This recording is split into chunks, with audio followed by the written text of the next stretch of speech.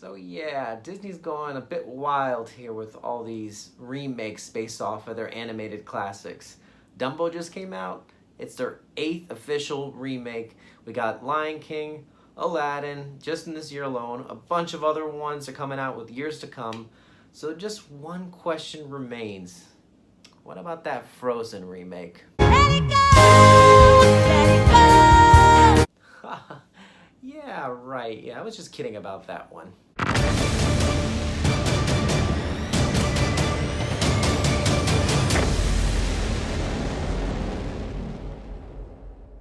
What's going on, guys? Rye the Movie Guy here. Thank you for stopping by. If this is your first time, take a look around. If there's anything that you like, then you've obviously come to the right place. Make sure to click on that subscribe button so we can talk about the things that we love and to look forward to more future content from me. So with Dumbo just being released this weekend, that makes it the 8th remake based upon another Disney animated classic.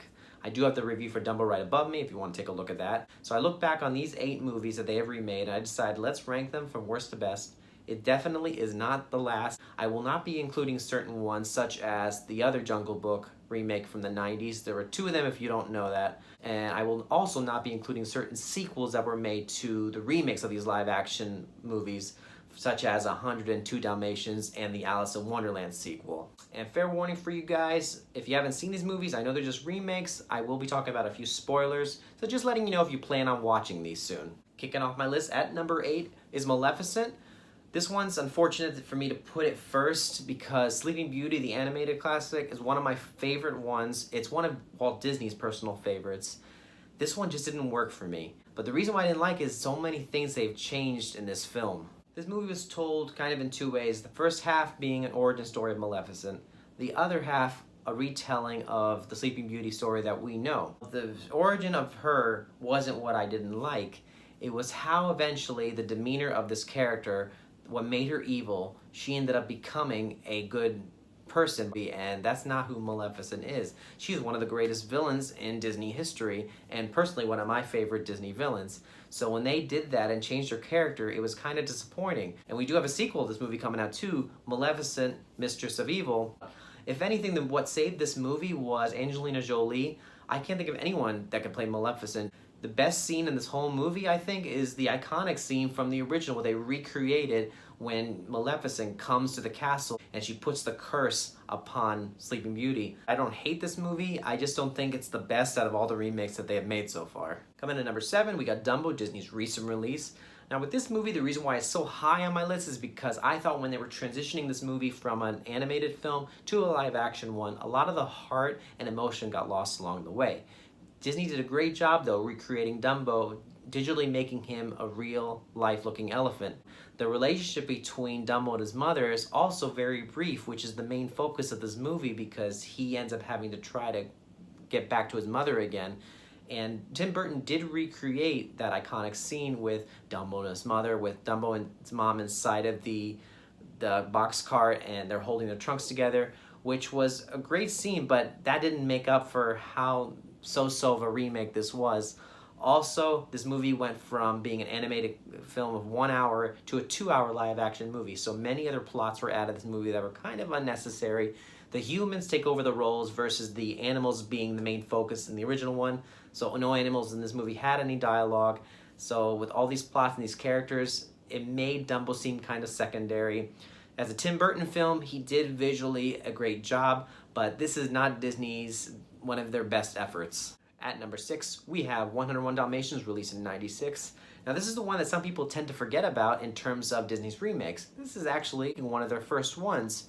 And I gotta say, as a kid, I enjoyed this movie and I saw it a little while ago and I still liked it.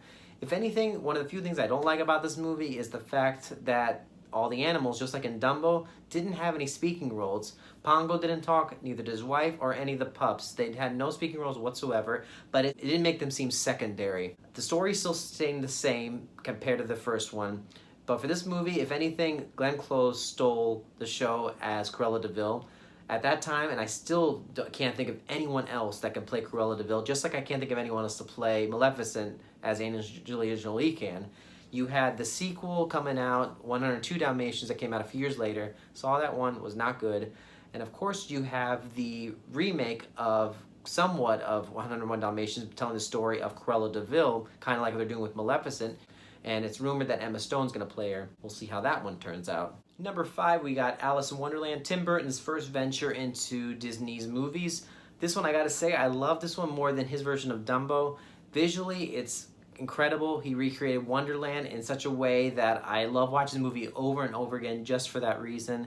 It's interesting with this story though because it's a reimaging, remake slash kind of a sequel because it tells the story of Alice grown up as she's entering adulthood and showing the journey she takes in the real world.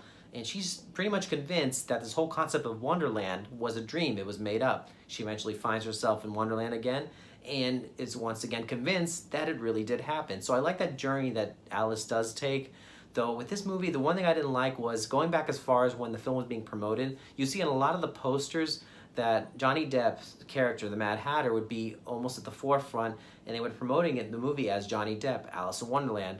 Well, he's playing the Mad Hatter, but they promoted it in such a way that they were trying to get people to come just because Johnny Depp was in this movie. And I noticed they do that with a lot of different movies just because he's probably the highest paid actor of this film. And even in the movie and its sequel, Into the Looking Glass, a lot of what went on kind of revolved around the Mad Hatter, especially in the sequel. Though other than that, most of the story, it's a nice fresh take on recreating the story, even though the focus of the main character may shift time to time. At number 4, we have Christopher Robin. This one, I was surprised how much I liked this movie. Though I did feel they did take a few ideas from Steven Spielberg's Hook, to where it told the story of Peter Pan grown up, not remembering who he was as a child. With this one, you have Christopher Robin, grown up, coming back from the war. He's a responsible man now, and he's forgotten that whole world of imagination, the whole world of Winnie the Pooh. And he's married now with children, eventually meeting up with Winnie the Pooh and company, and he's once again reminded of who he was and what that world of imagination meant to him and how important it is. And he's just given a new outlook on life and once again trying to rebuild his relationship with his family again. Though the storyline may be a bit on the simple side, the movie's length time is just enough to tell it. Ian McGregor and Haley Atwell do a great job in the starring roles, and then you have all the voices of Winnie the Pooh and the gang, and they sound just like the people who did the voices of them from years ago. The visual effects, of course, are phenomenal, recreating these plush-looking toys to look and feel so lifelike. In the end, this is a movie that stands between a really bad remake and a really good remake. It's just right in the middle as a passable, enjoyable remake. Now for my top 3, these are the 3 that I feel are Disney's best remakes that they have made so far, with number 3 being Beauty and the Beast. This is one that I believe started this whole bonanza of all these Disney remakes, even though a few came out before this one. This one was made on such a grand scale, but still staying true to the original source, adding a few new elements to it, but not straying too far from it. Here we have a great ensemble cast that includes Emma Watson, Luke Evans, Dan Stevens, Kevin Kline, and voices that include Ewan McGregor, Ian McKellen, and Emma Thompson. What I like about this movie is how they still stayed true to the source material, but added enough backstory to even everything out. You get to find more about Belle and what happened to her mother. You find out about Beast, and you get to figure out why he became that type of person that he was at the present time. And also, this movie originally is a musical, so they still kept it as a musical, which is how it should be. This movie cannot be made without having songs like Be Our Guest or Beauty and the Beast.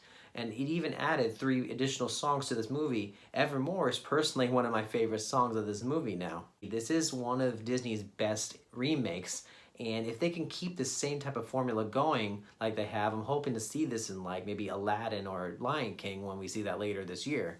Number 2, we have Cinderella. This is, in my opinion, one of Disney's underrated Disney remakes. If anything, I think it's one of their best. Kenneth Branagh directs this film. He's known for a lot of his Shakespearean type of films and directing, and this was the perfect movie for him. He made a movie that made the perfect balance of an original film and still adding a few new elements and not ruining the essence of the original. It stars Lily James as Cinderella, and you have Cate Blanchett playing Lady Tremaine. Once again, a woman playing a villain that I can't see anyone else playing, just like with Glenn Close and Angelina Jolie. The story, like I said, stays true to the original, but adds a little backstory about Cinderella and her relationship with her parents before they passed away. And you get to see how Cinderella became that kind and caring person because of her mother, which is played by Haley Atwell once again. This is a movie that was very entertaining to watch, very visually stunning to watch with the costume designs, the art direction, the music, everything was really well made.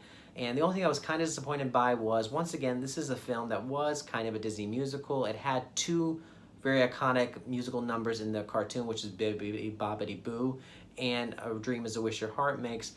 Didn't make it into the movie as a musical, but that aside, this is one that I feel that everyone should watch again, because this is truly a classic that has been remade as a live action version quite successfully. And my number one, I think most people will agree with me on this one, and that is The Jungle Book. This is one that I felt I was pleasantly surprised when I saw this movie. And with this one, once again, they stayed true to the story, but yet they still added a few new elements that gave more personality and more emotion towards the characters that we already loved and knew. This movie is directed by Jon Favreau, very big in Disney recently. He's directed this film. He's going to direct a potential sequel to this movie. He's directed Iron Man and Iron Man 2, and he's even directing the upcoming Lion King remake as well. I think Disney may like him. Once again, the way the story was told was great. They stuck to the original version, and they still added a few new elements of Mowgli's backstory of how he got raised by wolves. You get to see what happened to his father, and now Shere Khan's after Mowgli for revenge, so it's great to see that motive of why he's after him. And I love how this movie still incorporated some of the musical numbers, I Want to Be Like You and The Bare Necessities. Other than that, the special effects were amazing. These animals look great. If this is how Lion King's gonna look, it looks very promising. But this is the type of remake Disney's making that I think they should stick to, because the formula they're doing for The Jungle Book is one that should be used for the upcoming movies that they plan on remaking. And that was my ranking video for the Disney live action remakes that have been made so far. I hope you enjoyed this video. Don't forget to click on that like button if you like this video, and don't forget to subscribe to hear more from me in regards to reviews, rankings, and more. Tell me in the comments below what your favorite Disney remake is and why. I hope you want to hear more from me in the future, because I will be updating this ranking video once Aladdin and Lion King do come out. And I know we'll be getting a whole lot more from Disney in regards to remakes. But I hope you all have a good weekend. I will see you all at the movies.